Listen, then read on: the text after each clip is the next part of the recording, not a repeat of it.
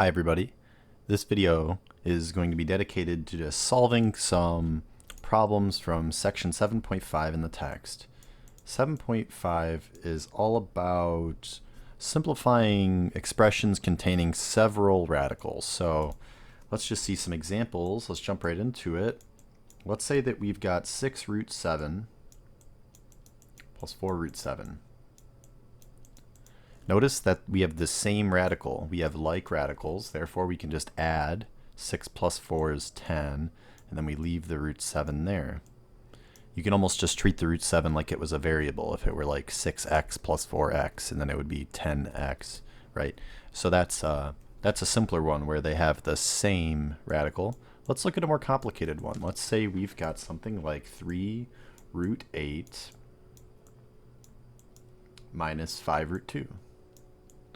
Well, remember how I explained to do these in class is whenever you're trying to simplify a radical, whenever you've got something like a larger radical that you want to break down to a smaller radical, you need to divide perfect squares into it. You need to determine specifically the largest perfect square which divides into it. So in this case, we need the largest perfect square dividing 8.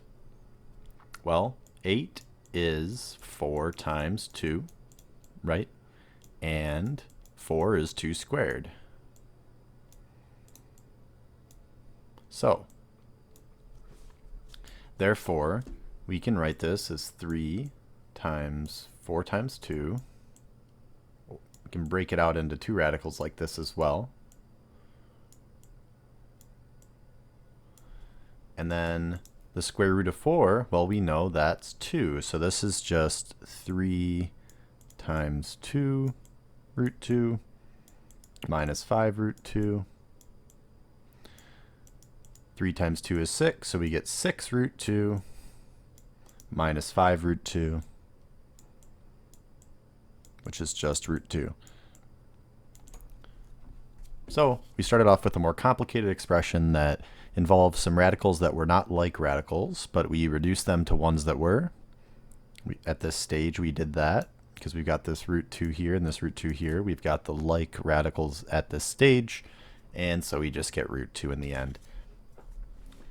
Let's look at another example. Let's suppose we've got 9 root 5